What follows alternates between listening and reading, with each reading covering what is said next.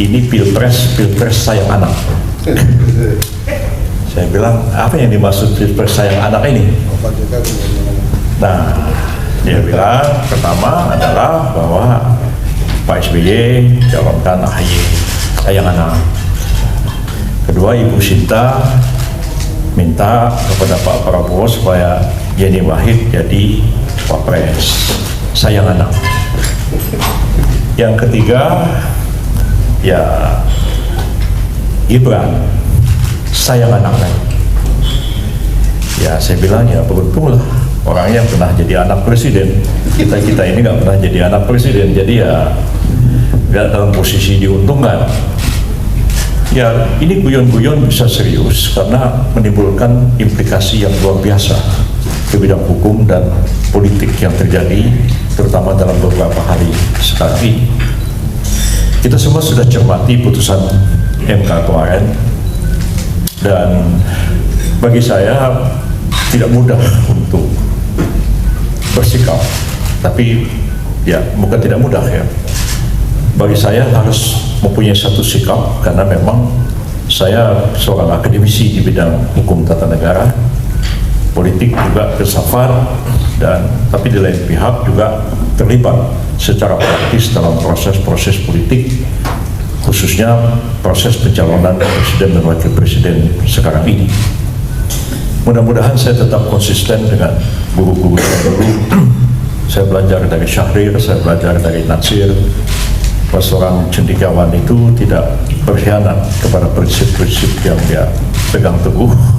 Walaupun dia terlibat dalam politik, tapi langkah-langkah dan putusan politiknya itu tetap konsisten, berdiri tegak di atas nilai-nilai akademik dan kecendekiawanan yang dia miliki. Mudah-mudahan saya akan tetap seperti itu. Banyak orang yang terkecoh, termasuk saya, termasuk juga Buat Ansari dengan putusan MK yang pertama. Saya mengatakan anggapan MK akan menjadi mahkamah keluarga tidak terbukti. Ya, dan seterusnya, MK masih tetap menjadi lembaga yang menjaga konstitusi. Tapi sampai pada putusan keempat, tiba-tiba kita semua agak terhenyang, dan itu sudah merupakan sepertinya sebuah kejutan besar dan sebuah anti klimaks terhadap 3 putusan yang ada sebelumnya. Bagi saya putusan yang terakhir ini problematik. Walaupun kalau ditanya kepada kita para yuris, yang berlaku dari sebuah putusan pengadilan itu yang mana? Kita pasti mengatakan yang berlaku itu adalah diktum putusan.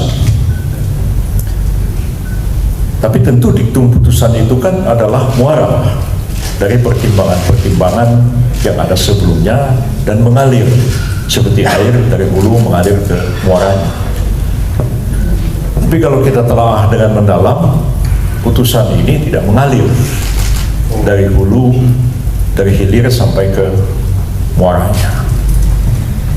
Dan boleh saya katakan putusan ini mengandung satu cacat hukum yang serius. Putusan ini bahkan mengandung satu penyelundupan hukum. Ya. Karena putusannya mengatakan mengabulkan sebagian, kemudian pasal 169 yang dimohon itu bertentangan dengan Undang-Undang Dasar 45 kecuali dimanai ya pernah menjabat atau sedang menjabat dalam jabatan yang dipilih melalui pemilihan termasuk kepala daerah. Tadi sudah disinggung sama Pak Ansari bahwa kalau kita lihat putusan ini memang bukan putusan bulat. Ada dissenting opinion, ada concurring opinion. Kalau dissenting itu memang dia tidak setuju dengan putusan. Ya. Jadi waktu saya pertama kali jadi Menteri Kehakiman itu mengintrodusir adanya dissenting opinion itu dalam putusan pengadilan. Termasuk ketika saya ikut menyusun undang-undang Mahkamah Konstitusi itu. Dissenting dia berbeda. Kalau ada putusan, kemudian ada dissenting, dissenting itu ditaruh di bagian daripada putusan itu sendiri, dan nanti dilihat skornya berapa. Karena hakim MK itu 9, kalau 4 dissenting, 5 setuju dengan diktum putusan, maka diloloskan walaupun hanya perbedaan satu. Sekarang dalam putusan nomor 90, putusan keempat MK kemarin itu, ya ada 4 hakim dissenting, ya, dan kemudian ada 2 concurring. Nah, artinya kalau dissenting seperti dikatakan oleh Pak Ansari tadi, dissenting itu putusannya itu sama, cuman argumen putusannya itu berbeda, ya. Jadi seperti itu.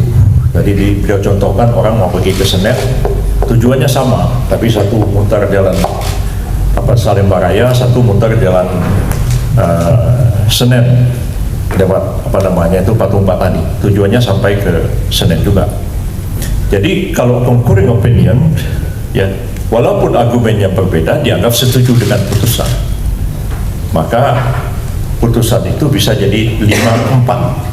Ya, 2-3 itu setuju sepenuhnya, 2 concurring artinya setuju juga, 4 dissenting, berarti putusan kemarin 5-4. Tapi kalau kita baca argumen yang dirumuskan di dalam concurring opinion, itu bukan concurring, itu dissenting. Nah, kenapa yang dissenting dibilang concurring? Itulah yang saya katakan penyelundupan. Diselundupkan yang concurring itu menjadi dissenting, sehingga putusannya menjadi 5-4. Kalau yang concurring itu benar-benar dissenting, putusan itu 6-3. 6 dissenting ya? 6 dissenting. Berarti itu ditolak oleh Mahkamah Konstitusi.